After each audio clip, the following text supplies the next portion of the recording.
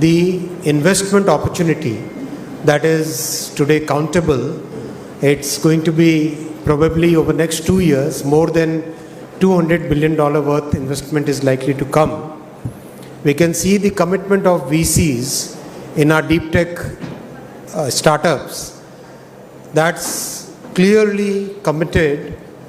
We can see that interest in making AI accountable to the society, making sure that we can get the benefits of the new technology while we can contain the harms which might come from it. That consensus is also building up. So very happy to invite all of you to this AI summit. We are, as you all know, the entire program is uploaded. We are going to have lots of technical sessions here, lots of use case sessions here, lots of policy dialogues going on in parallel, and we'll have the summit where we will try to create a consensus among the global leaders about the good use, the proper use, the right use of AI, so that AI can be used for the benefit of the humanity while we can contain the harms which may come from improper use. You would like to give some details of the entire thing, or we already have the details? Or we can start taking the questions? Yeah. We can start with the questions. We'll follow this protocol, one by one row we'll go. So we'll start with the first row, second row, third row, fourth row, that way we'll go. And starting from this side to this side, then second row this side to this side, okay? We'll start from here. You begin. Anybody from the first row? No? Yeah. Minister, thank you so much for hosting us.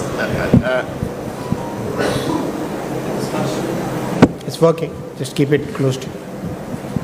Thanks for hosting us here today, and thanks for answering our questions. My name is Matthias Peer from the German business daily Handelsblatt. We have seen in the last few weeks an immense decline in market value of IT tech stocks because of AI competition. How do you evaluate the risk that AI will permanently devalue Indian IT companies? That's the first question, and my second question would be... Let me take questions one by one, or maybe I'll take a note of the questions and then address them together, I think. The second question would be, do you have an explanation for the organizational chaos we have seen yesterday and around the summit and the problems we have seen? Okay. Thank you so much. Take next questions.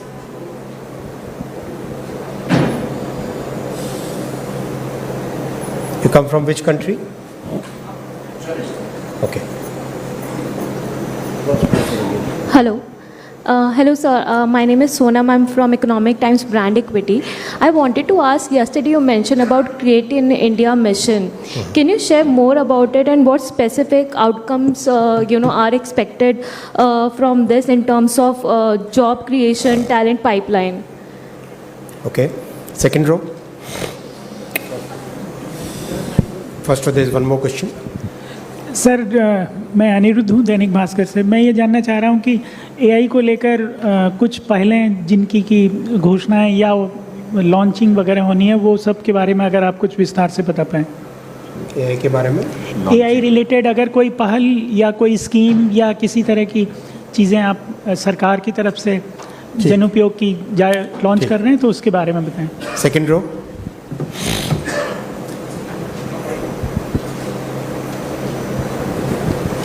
Hello sir, this is Yashaswini Razdan from EE Times, Electronics Engineering Times. I want to understand beyond AI applications, what are we doing as in India is doing to strengthen the chip ecosystem so that we can sustain the demand that is coming through AI. Okay. Anybody else from the second row here? Hello sir, I'm Saurabh from the Times of India. So the government has put the onus on tech companies to use AI to remove the bad content. So is there any policy or rules that government is working on to punish or take actions against such companies if they fail to meet the requirements? Good point. Any more? Then we come to second row here, this side. Yeah, we have. Second row this side. This side. Second row this side. keep the mic ahead. After this, there will be third row this side. Hi, sir. Good afternoon.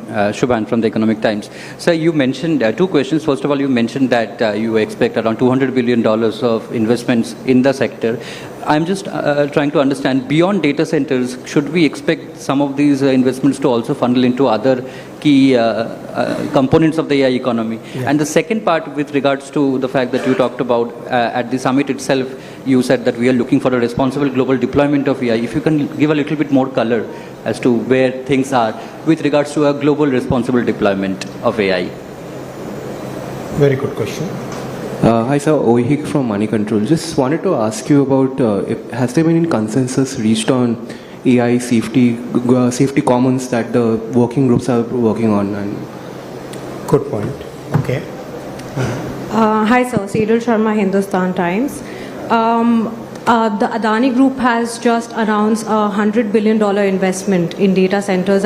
Commitment. I wanted to know if that is what you meant by when you had previously said that the investment would double by the end of the AI Impact Summit. And also, sir, could we get an idea of the total government expenditure on the 5-day AI Summit? Thank you. Hi, sir. Rajasvi from Financial Express. Firstly, congratulations on the humongous launch of the summit, and it's very heartening to see finally it coming to fruition. So I have a twofold question. One, if you can give an outlay, since it's the AI summit, if you can give an outlay of the coming India AI Mission 2.0 as to what sort of capex are we planning around that? And what are your top priorities for the declaration from the India standpoint that you'll be looking for, which will be on the 19th? Yeah. Samya, no questions? Sir, a couple of questions. Are you seeing the absence of Mr. Jensen Huang as a bit of a dampener, given that he was going to be one of the biggest attractions here and many people would have liked to meet him? Second, is there an understanding about some other people who were supposed to show up, and if a decision has been taken, if they are going to show up, and if the rest of the schedule for 19th particularly is going to be the same? All right, so I'll take the first two those questions. There are about 12 questions which have come. The biggest point about the questions which have been asked so far, there are questions about investment, questions about IT industry, about models. I'll take all of them one by one. The IT industry is one of the biggest strengths that India has, and whenever any technology transition happens, this transition has to be managed combinedly, jointly by the industry, academia and government. So right now we are working with the industry and academia on three fronts. One, reskilling and upskilling the existing talent which is there working the workforce. Two, creating a new talent pipeline. Three, making sure that the coming generations are ready for this new technology. All these three things are happening in parallel. So far, more than 100 colleges are there where the IT industry is getting their talent reskilled. Our Future Skills program, which we started 3 years ago, that is also deployed now for AI-based reskilling. Education Ministry and AICTE are working on changes in the course curriculum so that the talent pipeline keeps getting updated and the youth gets new opportunities. So that's a constant endeavor that we are making. About investment is coming in all the 5 layers of AI stack. We have seen VCs committing funds for deep tech startups. We have seen VCs and other players committing funds for big solutions, big applications. We have seen VCs committing funds for further research in cutting edge models, because the next level of models will come from innovation, engineering innovation as well as mathematical innovation. So both these things are where the funding is getting attracted. We are also seeing huge investment interest in the infra layer and the energy layer. Energy, as you all know, we are one of those very rare countries where more than 50% of the power generation capacities from clean sources. So that's a very big thing. About 51% of our of our power generation capacity is from clean sources, and that is one big advantage that India has, and that was possible because our Prime Minister could foresee this huge requirement for energy, clean energy coming, and his commitment and his conviction for clean energy led to such huge investment in the energy. We, so far, whatever investment commitments we have seen, looks like in the coming 2 years, we should be seeing more than $200 billion worth investment across the 5 layers of AI stack. Magnitude, which layers? Yes, this is the biggest AI summit in the entire world. The response is phenomenal. The energy is palpable. Today, more than, I think Abhishek was just estimating, about 70,000 persons, especially young persons, have attended, joined this summit, and we can see the organization is very smooth. Absolutely, whatever feedback you have, please share with us. We are open-minded. We have a war room operating right now, where since yesterday, and any issue which is there, please report to us. We definitely will make efforts to make it more smooth and make it more enjoyable for all of you. If anybody has faced any problems yesterday, my apologies for that. We are working very hard. The entire team is working day and night to organize this world's biggest AI summit, and we'll make all efforts to make sure it is enjoyable for all of you. Regarding the models which have been launched, which are part of the sovereign bouquet, many of the models have been tested and measured on parameters. They have been compared with global models, and so many parameters, they have actually been rated better than many of the large global models in the world. And that's one big testament of our innovation capabilities. And as Stanford has also rated India as among the top 3 AI nations. And as we go forward, we'll be launching the AI Mission 2.0, where there will be huge focus on research and development, on innovation, on AI diffusion, on further strengthening the common compute that we have been able to develop in the AI Mission 1.0. In the AI Mission 1.0, very clearly we have shown our Prime Minister's vision of democratizing technology, where unlike in so many other countries where the AI infra is under the control of a handful of companies, we in India have been able to provide AI compute to a very large section of our population. And that's one big differentiator, just like the digital public infrastructure, which brings technology to vast sections of the population. That similar structure we have created as part of the AI Mission 1.0. We are expecting another 20,000 GPUs over and above the 38,000 GPUs that we already have in the common compute layer. Very soon we'll be getting Abhishek another 10 days.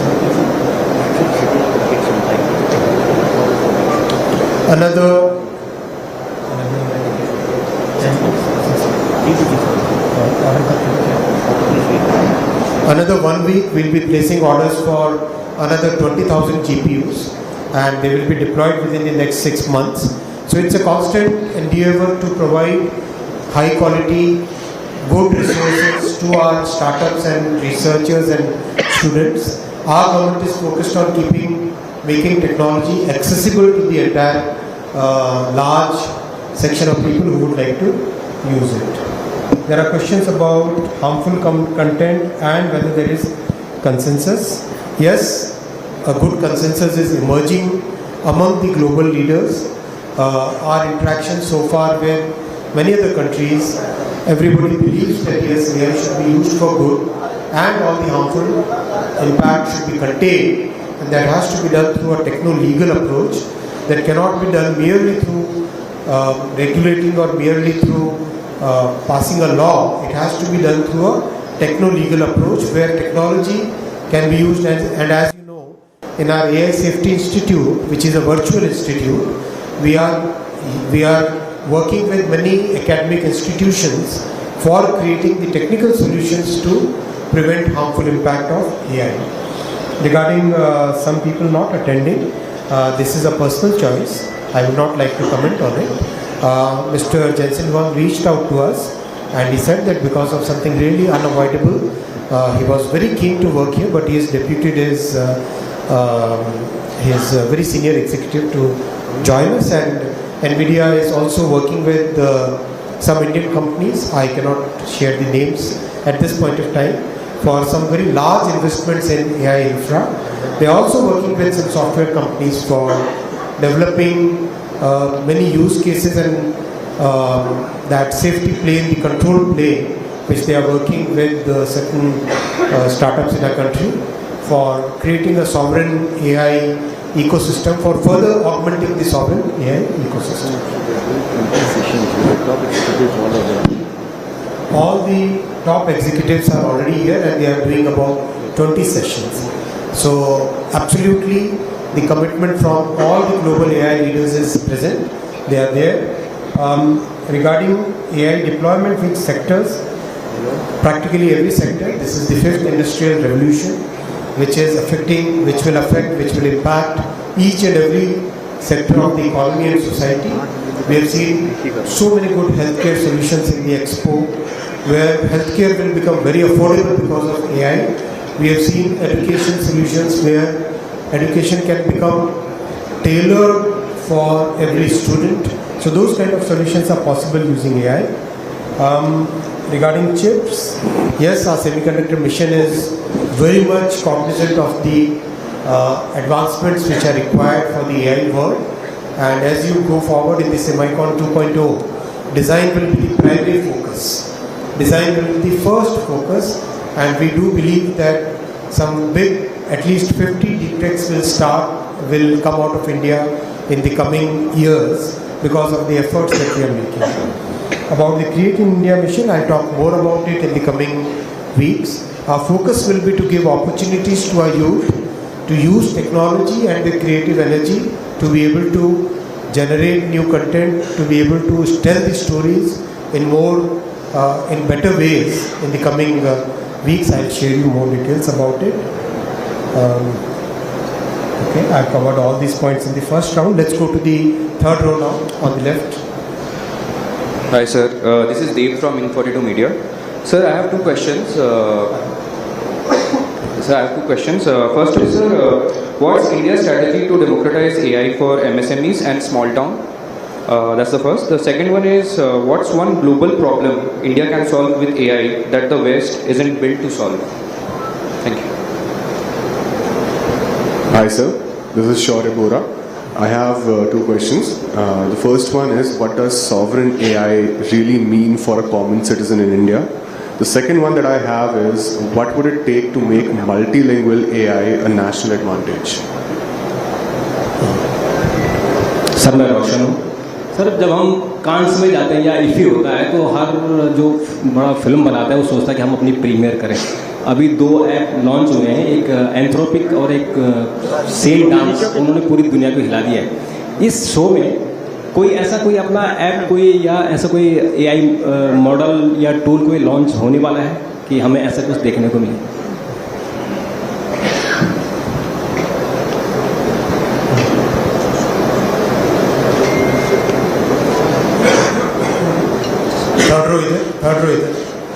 Third row right.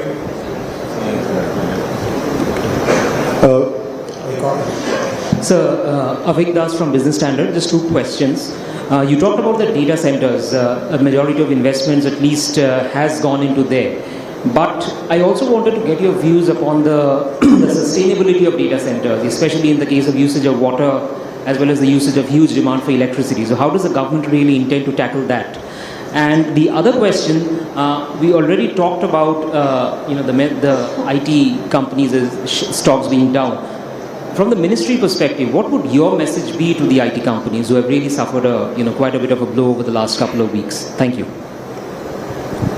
Hi sir, Arundeep from The Hindu. I'm just checking on two things. One is on the multilateral conversations for the outcomes that we have for the 19th. Second is we've seen a lot of conflicting reportings on whether Bill Gates will be coming. Can you kind of confirm specifically for that speaker whether he will be coming and speaking? Minister Vaishnaw, this is Miraj from Leon. My question is on AI policy. Where does India want to stand? We've got deregulation and private innovation in the US, and we've got fairly stringent European DSA. Where do we want to stand? And related to that, do you think that tech neutrality is even possible in the world today, given the US and China? Can you repeat the second question? Yes, I was wondering if you think that tech neutrality is even possible today. Sir, this is Manas from the Times of India. I want to know about which are the 30 countries that you have mentioned you were in touch with, the government is in touch with for the technological solutions, and what kind of solutions we are looking at the end of the session. And is there any kind of counter challenge from the AI, big tech AI companies? Sir मैं राजीव हूँ दैनिक जागरण से। आपने sir democratise करने की बात की है, तो इंडिया में भी अभी बहुत सारे ऐसे लोग हैं जो एआई के बारे में जानते भी नहीं। मेरे ख्याल से मैं गलत भी हो सकता हूँ, दुनिया में भी बहुत सारे लोग अभी एआई के बारे में, एआई है क्या इसको लेकर नहीं जानते हैं। तो हम अपने किसान को या जो छात्र हैं या मतलब उसका जो लास्ट माइल तक हमारी, जैसे आपने कनेक्टिविटी की बात की और देश में हुआ, तो लाइक दैट क्या एआई को लास्ट माइल तक आप कैसे ले जाएंगे, छात्र से लेकर किसान से लेकर, और तो उसके लिए क्या प्रयास करें? बहुत अच्छा question. Third row, anybody else?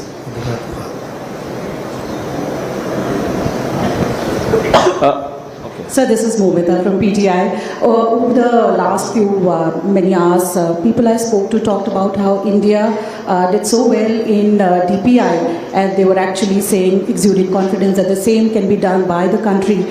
So far as AI is concerned, given that this is the summit for the first time taking place in Global South, what kind of interest have you seen in countries, nations of Global South, wanting to replicate India's AI model?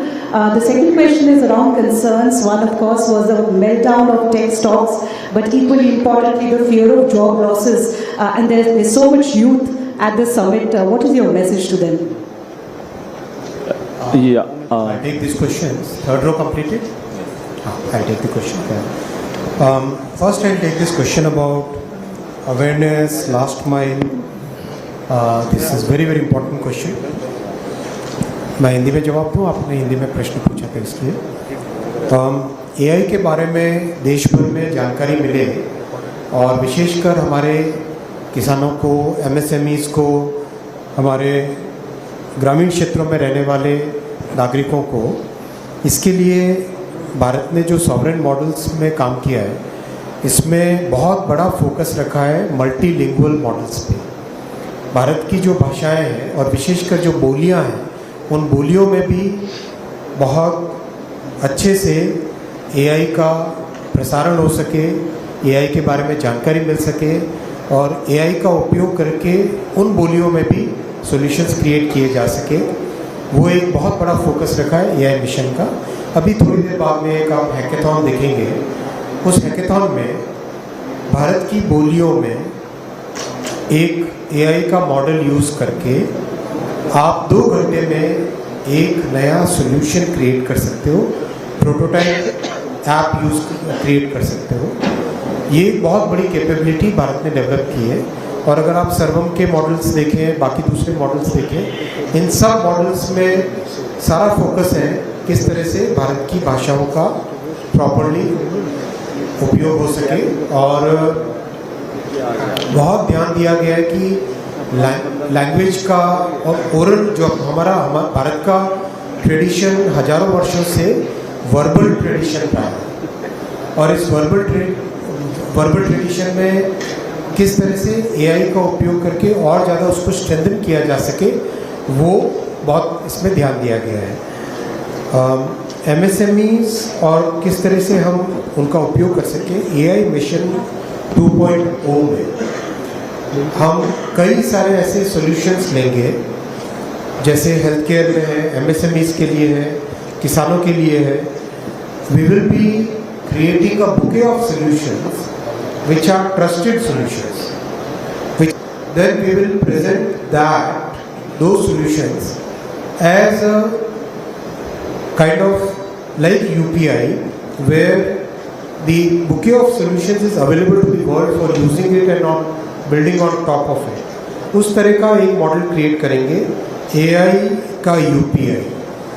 AI का UPI we will create, जिसमें हम कई तरह के solutions जो MSMEs use कर सके अपनी प्रोडक्टिविटी को बढ़ाने के लिए, जो हेल्थ केयर में ग्रामीण क्षेत्रों के डॉक्टर्स यूज़ कर सके अपने हेल्थ केयर को इम्प्रूव करने के लिए, जो ग्रामीण क्षेत्रों के स्कूल्स में टीचर्स यूज़ कर सके बच्चों को अच्छी बेटर एजुकेशन देने के लिए. हर तरह की इस तरह की सॉल्यूशंस को हम फ्री में UPI के माध्यम, UPI जैसा एक प्लेटफॉर्म के माध्यम से AI मिशन 2.0 में ये प्रोवाइड करेंगे. और इसके पीछे का जो इंफ्रा रिक्वायर्ड होगा, उस इंफ्रास्ट्रक्चर को जिस तरह से कॉमन कंप्यूट का एक मॉडल बना है, वैसा ही और बड़ा इंफ्रा हम प्रोवाइड करेंगे. और जो भारत से सॉल्यूशंस इस तरह के बनेंगे, many of these solutions will become global solutions, just like the UPI has become a global solution today. There are so many rich countries who would like to have a solution like our payment system. Japan has given a patent to it. So that kind of solution, those kind of solutions will come out of India, because we know how to work on frugal resources. On very few resources we can create solutions. We have seen how our sovereign models have been created on very frugal resources. So that kind of solution capability is available in our country only. So we'll be able to provide a totally new bouquet of solutions to the world. Sovereign AI basically has multiple connotations. One of the things is having our own sovereign model so that we don't remain dependent on anybody for our strategic requirements, our own requirements in the country. It also means having a lot of ability to develop new solutions, whether it is in the control plane, whether it is in the chips, whether it is in infra, whether it is in being able to take those solutions without remaining dependent on anybody else's approval to large number of people.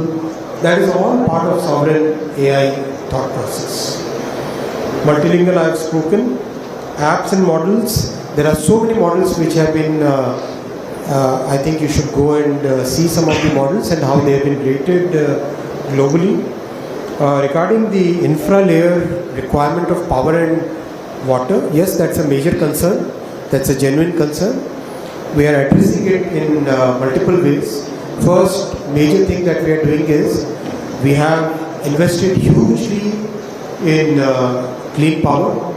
As you know, one of the world's largest clean power facility is coming in India, and we are also asking the researchers to bring out new ways by which the power consumption and water consumption can reduce significantly. There are startups who today claim that power consumption can be reduced by 35% over the current ways of deploying AI infra. So that looks very promising, and many new solutions will come. Our message to the IT industry is to go whole hog on reskilling and upskilling the workforce, upskilling the talent. Multilateral conversations, I have spoken about it. About the regulation versus innovation. If you have seen our DPDP Act, the Digital Personal Data Protection Act, unlike the GDPR template, this is a very balanced template where innovation and regulation are balanced in a very healthy manner. Same structure we would like to follow in all our regulations, where we come out very heavy on the harmful impact, but we promote the innovative capabilities and we encourage the use of technologies for solving genuine problems of the society. Tech neutrality, I think it's a very, it's something that, again, like sovereign AI, it's a very vast question. Question is, we should be able to control our own destiny. That's more important. And we definitely are committed to do that as industry, as government, as academia. All three of us are committed to fully focus on making sure that our destiny remains within our control. Lots of solutions are coming up which can be shared with Global South, and I discussed about the impact on IT industry already. We go to the fourth row.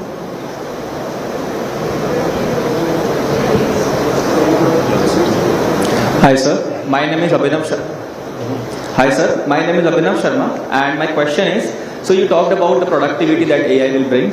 So we all know that it is clearly improving productivity across all the industries, but at the same time it is creating anxiety around job losses, especially in entry level. I repeat the questions which have already been asked and addressed. If you have new questions, let's ask them. Sir, just last question.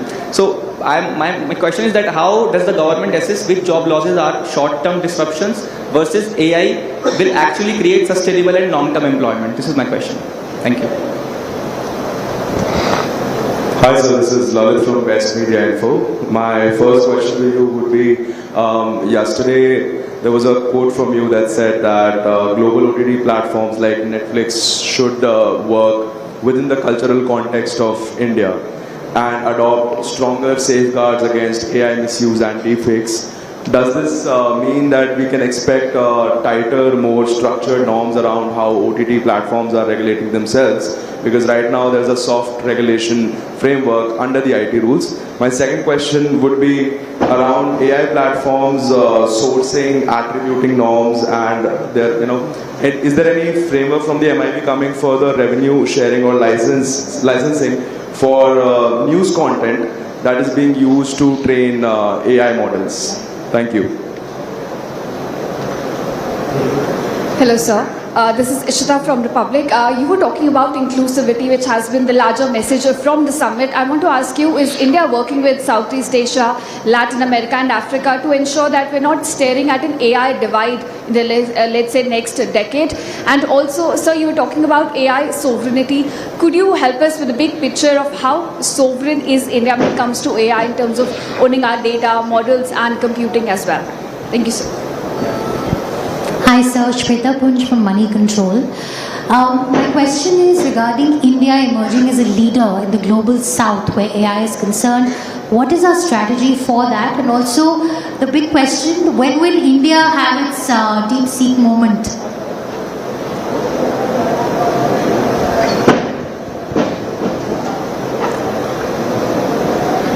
Hi, this is Supriya Roy from the Times of India. I just wanted to quickly follow up a little bit on the sovereign AI comments. What are some measurable milestones that will perhaps define India's success in that area? And if you could just pinpoint on the exact thesis, is it about isolation from geopolitical shocks that guardrails against, or is it just to be a part of the global AI, have economic control of some sense on the global AI value chain? What exactly is the thesis there? Sir here. Rohit here from Dynamite News, sir. So I know it's been asked before, but since it's not been addressed yet, this is Arunav Saikia from AFP News Agency. So there have been news reports about Bill Gates not attending the summit and his name appear supposedly being taken out of the conference schedule. Can you please clarify that, sir? Hi sir, this is Navodita from Outlook Business. I wanted to understand a bit on the safe harbor part with AI deepfakes increasing rapidly and cybersecurity experts always saying that it's impossible to control it. Tech platforms always say safe harbor is something that protects them. Will the government relook into it with deepfakes being so massive? And also, we are seeing a lot of countries focusing on age-based restriction for social media platforms. Is that something that India is looking at? Hi sir, Jatin Grover from Mint. Just wanted to check the last 3 summits we have had in UK, Paris and Seoul. So is there was no certain kind of a binding agreements on the countries. Is India maybe trying to have certain kind of a binding agreements wherein some of the things can be enforced on these countries? That's one. Second, on the startups which are building the foundation model here, any kind of a plan to build marketplace for them, because monetization would be a challenge. Is the government is seeing themselves as a client or maybe helping these people to get the marketplace? Sir, Rohit here from Dynamite News. I just want to ask, its government is planning, because India's large population is rely on agriculture sector, its government is planning to use AI to help farmers and farming sector. Hi, sir, Danish from Money Control. My question is about the AI infra build out globally and global players prioritizing large AI markets like US and China. How is Indian government ensuring assured access to critical memory components for our own AI build out? And second question is on ISM 2.2. Sorry? Did you want to ask about minerals or? No, memory components. And second question is government engaging with Samsung or SK Hynix to expand advanced memory packaging or fabrication under ISM 2.2? Sir, Ronendra from the Hindu Business Line. I just had a query on the bilateral agreements that are being signed here on the sidelines, because there are a lot of heads of states are also coming here in this summit. So if you could share some bilateral agreements that we are getting into the countries. Yeah. Sir, Pankaj from Times Group, just wanted to know that will you be working out on the global framework around AI safety, copyright, responsible AI, and will China be a part of this? Because you've invited Chinese companies over here. So when we work out any global framework, will China be a part of that or not? Is the government open to that?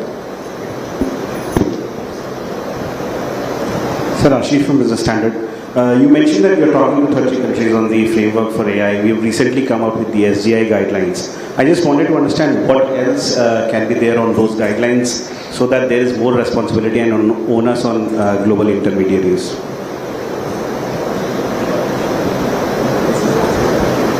Hi, very good afternoon, sir. Ashmit from CNBC-TV18. Just a couple of questions, sir. One, a clarification. When you mentioned $200 billion in investments, is that including or over and above the 70 that we've already received commitments for? And number two, you previously stated that India has, as a statement of intent, leaning towards nuclear power when it comes to AI infrastructure. With the Shanti Act now having been passed, what is the next logical step in terms of incentivizing the use of nuclear energy? Okay, I'll take the questions from the fourth row. See, I've addressed many of the questions. I won't repeat that for the benefit of time. All yours time is as valuable as everybody else's time.